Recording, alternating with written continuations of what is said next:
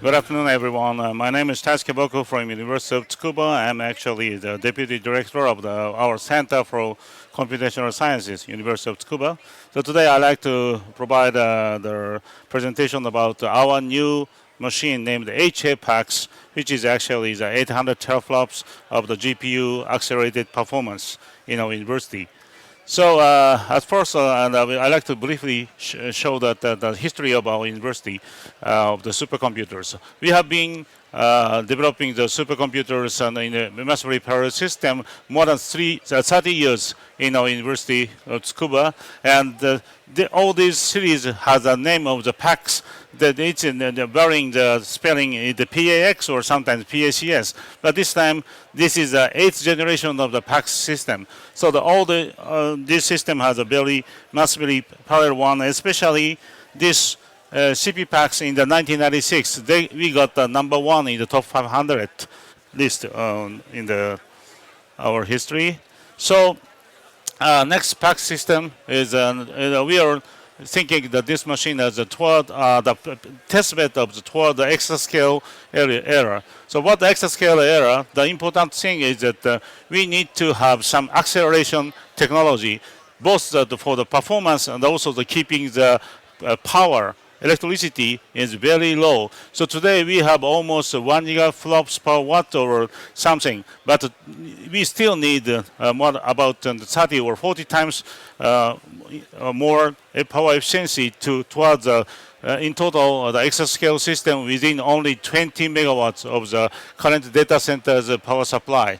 So what is the accelerators and technology today? Of course, the GPU is the most premise one, but also today we have another solution like Intel's mic, or someone remember about the cell broadband engine. It's still alive, and there are other FPGA or a GrepDL solution. So anyway, so we like to do two things. One is developing the really good large-scale application which can support the next generation acceleration computing technology. And the other one is how to make the system very large, still keeping the low power. So currently we have a couple of problems of the GPU clusters. The one is data I/O performance. So everyone knows that today's GPU, like NVIDIA or AMD, is connected by the PCI Gen 2 by 16. It limits the I/O performance with only the 8 gigabyte per second, while today's 2090 Fermi has 665 gigaflops of the peak performance. So there are very much of the imbalance between the I/O performance and the flops. The secondly is the memory size limitation. So even with the 2090, only have 6 gigabyte of the memory, while the CPU has 128 gigabyte or something. And thirdly, the communication between the accelerator has currently have a problem not just on the bandwidth but also on the latency.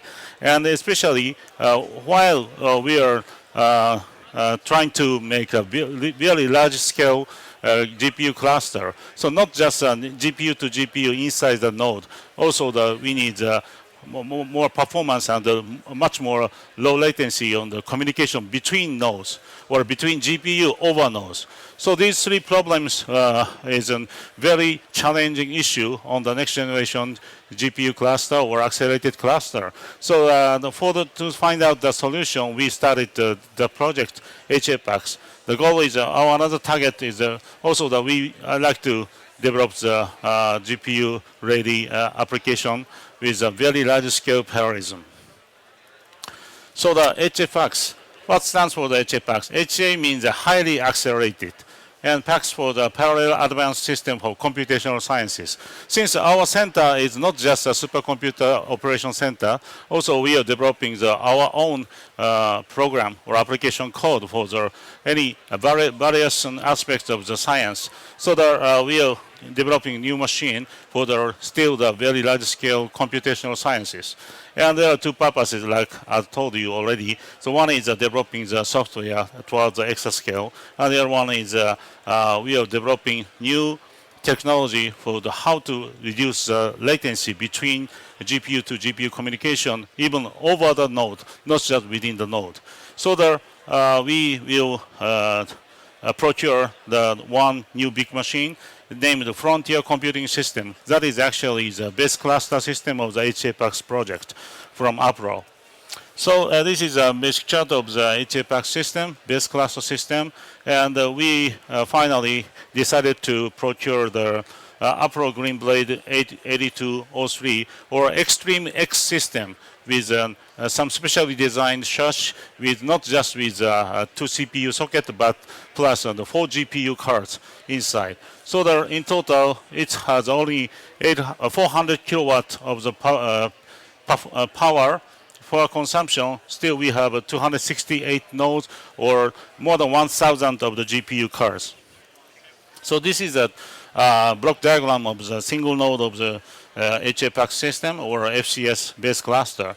So we have the 2 socket of the Sandy Bridge. So today the Sandy Bridge is now launched, and you know that Appro has in total 4 Sandy Bridge system already listed in the top 500 just this week announced. So in our HAPAX node, we employ the 2 sockets of the Sandy Bridge EP, and each Sandy Bridge EP has 8 cores driven by the 2.6 gigahertz of the clock frequency. So with the AVX 256-bit SIMD instruction, the 2 sockets provide about 333 gigaflops of the Gen 9 CPU core, and also we'll have 4 GPUs on each node. So far, before the Sandy Bridge EP comes, all the CPU had only in total only just to the 16 or 20 lanes of the PCI Express Gen 2 bus. But today the Sandy Bridge EP can support 40 lanes of the PCI Express Gen 3.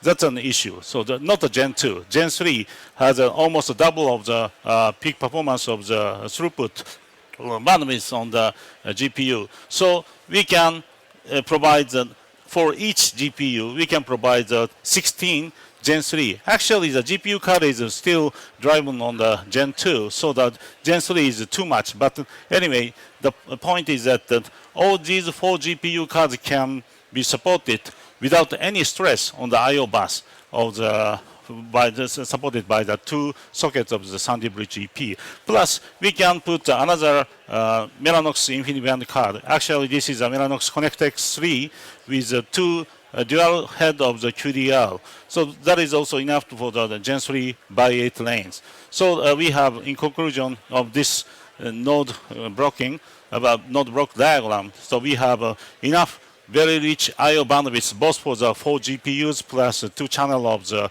InfiniBand QDL.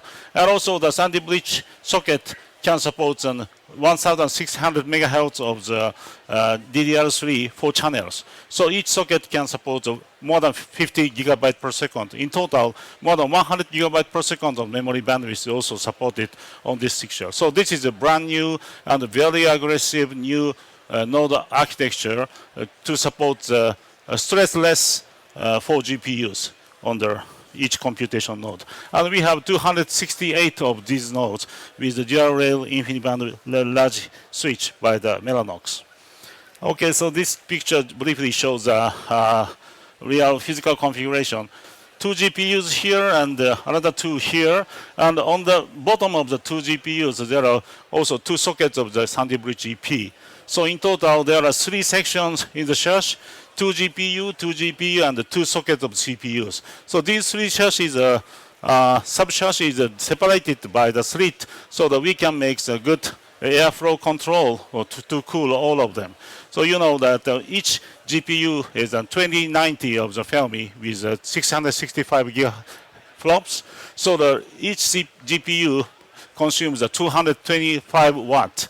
So in total, 900 watt for the GPU, plus another 115 by 2, so in total 230 watts for the CPU. So entire node is easily exceeds the power of the 1 kilowatt.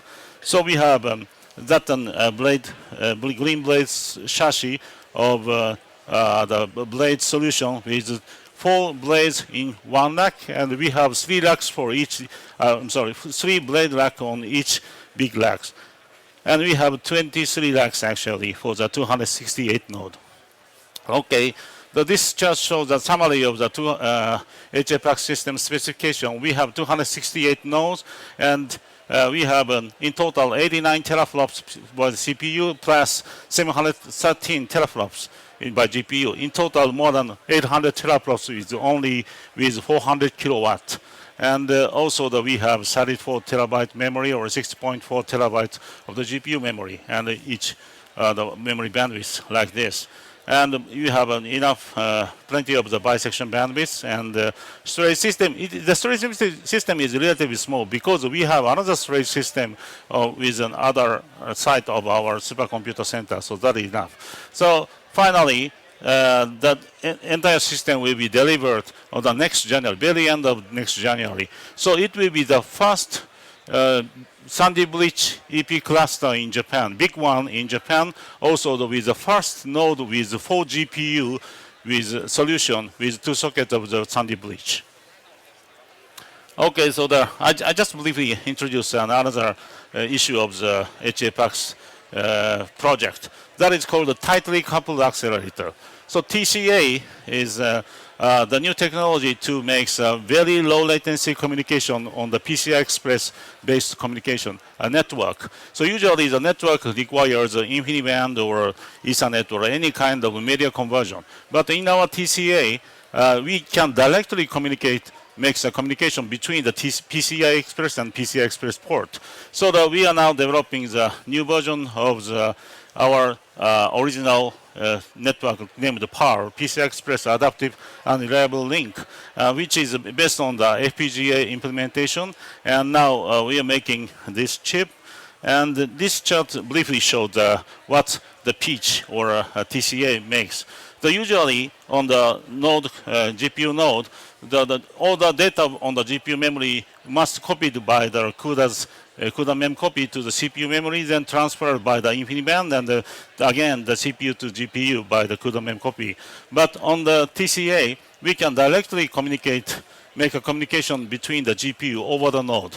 They're only the PCI Express, and the pitch 2 is the active switch of the PCI Express with some brain inside. So we can handle any protocol here, and actually we are working with NVIDIA for the control of the protocol to make a real GPU direct. So we call it the true GPU direct, not just a GPU direct. Okay, so I like to conclude my talk. So we will introduce a HFX machine, 800 teraflops GPU accelerated cluster in University of Tsukuba, the Center for Computational Sciences. And the base cluster will be delivered on January 2012. But the TCA will be also delivered in 1 more year later. And we are now developing an older TCA system based on the FPGA. And finally, we will extend the current 800 teraflops system up to more than 1 petaflops on the 2013 with the TCA technology. Okay, that's it. Thank you very much. Thank you very much. Great job.